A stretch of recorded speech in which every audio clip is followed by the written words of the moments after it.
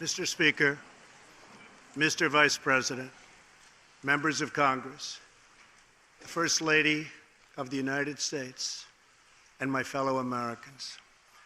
Less than 1 year has passed since I first stood at this podium in this majestic chamber to speak on behalf of the American people and to address their concerns, their hopes, and their dreams.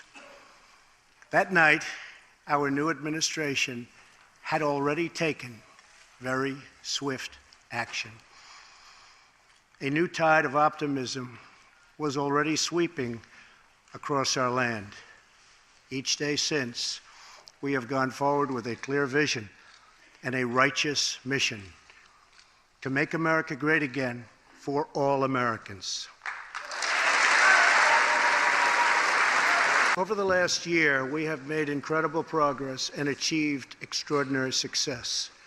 We have faced challenges we expected and others we could never have imagined. We have shared in the heights of victory and the pains of hardship.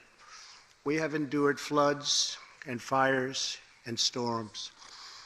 But through it all, we have seen the beauty of America's soul and the steel in America's spine. Each test has forged new American heroes to remind us who we are and show us what we can be. We saw the volunteers of the Cajun Navy racing to the rescue with their fishing boats to save people in the aftermath of a totally devastating hurricane.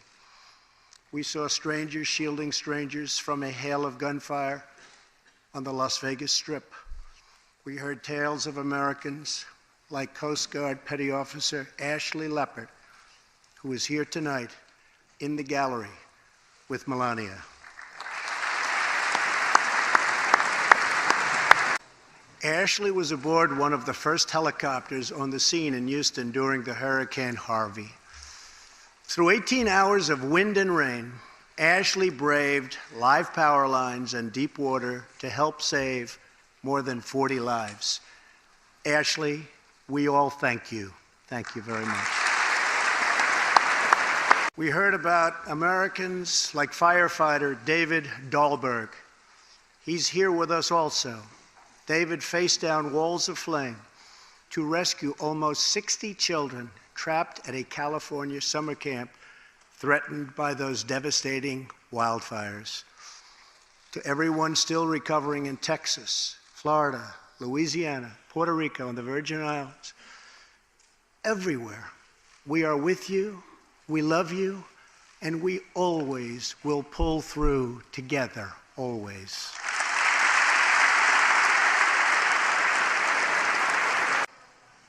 Thank you to David and the brave people of California. Thank you very much, David. Great job. Some trials over the past year touched this chamber very personally. With us tonight is one of the toughest people ever to serve in this House. A guy who took a bullet, almost died, and was back to work 3.5 months later. The legend from Louisiana, Congressman Steve Scalise.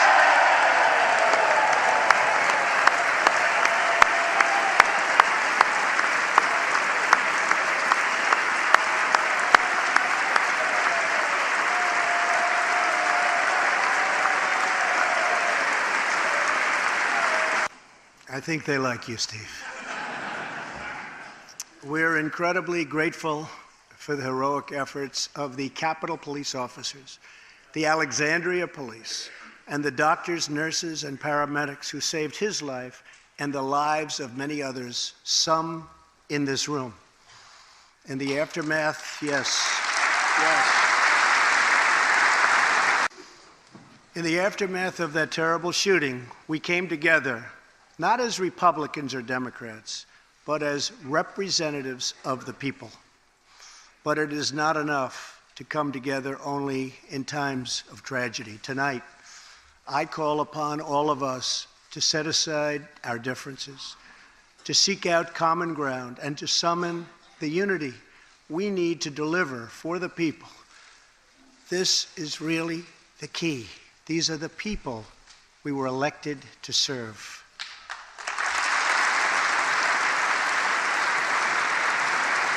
Thank you. Over the last year, the world has seen what we always knew, that no people on earth are so fearless or daring or determined as Americans. If there is a mountain, we climb it. If there's a frontier, we cross it. If there's a challenge, we tame it. If there's an opportunity, we seize it. So let's begin tonight by recognizing that the state of our union is strong because our people are strong. And together we are building a safe, strong, and proud America. Since the election, we have created 2.4 million new jobs, including 200,000 new jobs in manufacturing alone. Tremendous numbers.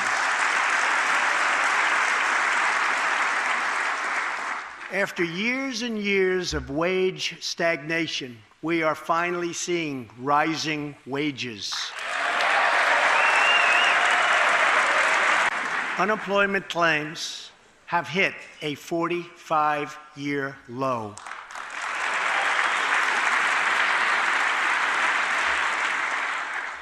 And something I'm very proud of, African American unemployment stands at the lowest rate ever recorded. And Hispanic American unemployment has also reached the lowest levels in history.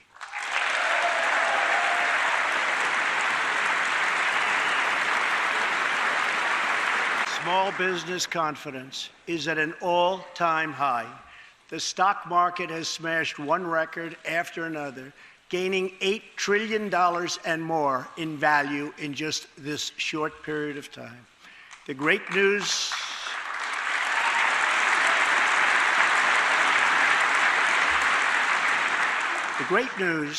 for Americans, 401k, retirement pension, and college savings accounts have gone through the roof. And just as I promised the American people from this podium 11 months ago, we enacted the biggest tax cuts and reforms in American history.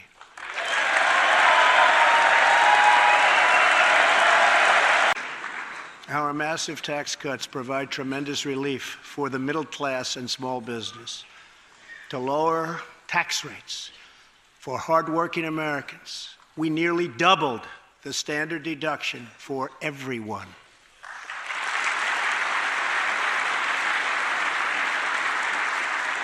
Now the first $24,000 earned by a married couple is completely tax-free. We also doubled the child tax credit.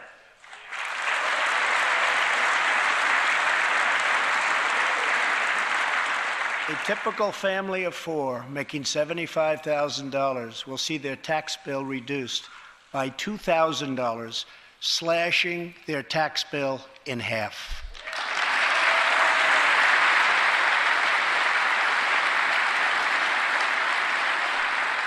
In April, this will be the last time you will ever file under the old and very broken system, and millions of Americans will have more take-home pay starting next month, a lot more.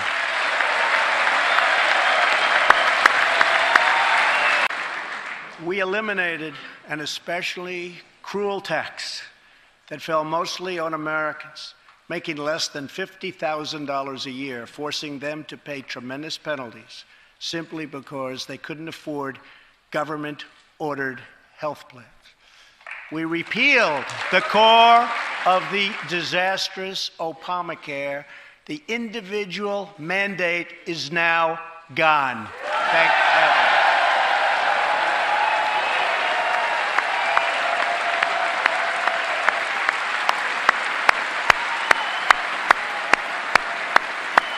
We slashed the business tax rate from 35% all the way down to 21%, so American companies can compete and win against anyone else anywhere in the world.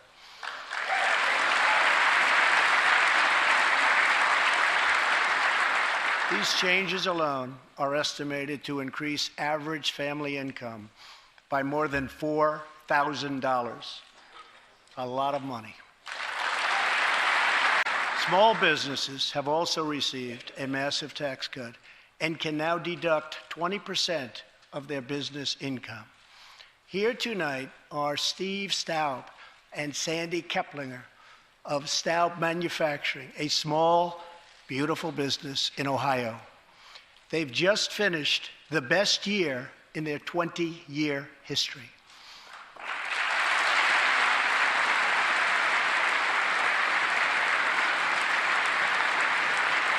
Because of tax reform, they are handing out raises, hiring an additional 14 people, and expanding into the building next door. Good feeling.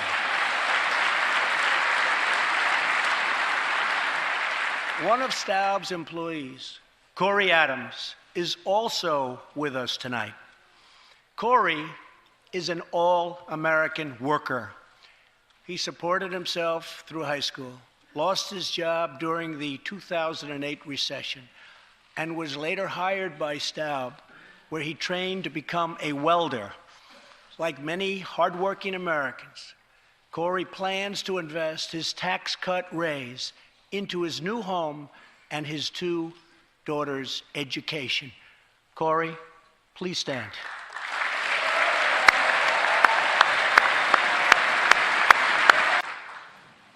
And he's a great welder.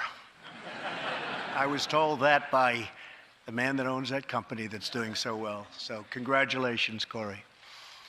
Since we passed tax cuts, roughly 3 million workers have already gotten tax cut bonuses, many of them thousands and thousands of dollars per worker, and it's getting more every month, every week.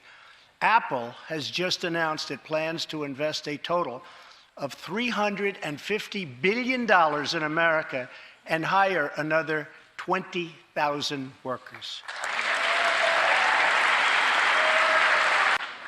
And just a little while ago, ExxonMobil announced a $50 billion investment in the United States, just a little while ago. This, in fact, is our new American moment. There has never been a better time to start living the American dream. So to every citizen watching at home tonight, no matter where you've been or where you've come from, this is your time. If you work hard, if you believe in yourself, if you believe in America, then you can dream anything. You can be anything. And together, we can achieve absolutely anything. Tonight, I want to talk about what kind of future we're going to have and what kind of a nation we're going to be. All of us together as one team, one people, and one American family can do anything. We all share the same home, the same heart, the same destiny, and the same great American flag.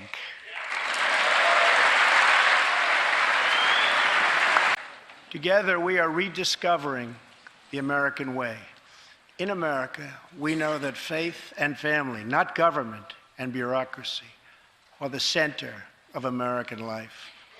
The motto is, "In God we trust." And we celebrate our police, our military, and our amazing veterans as heroes who deserve our total and unwavering support.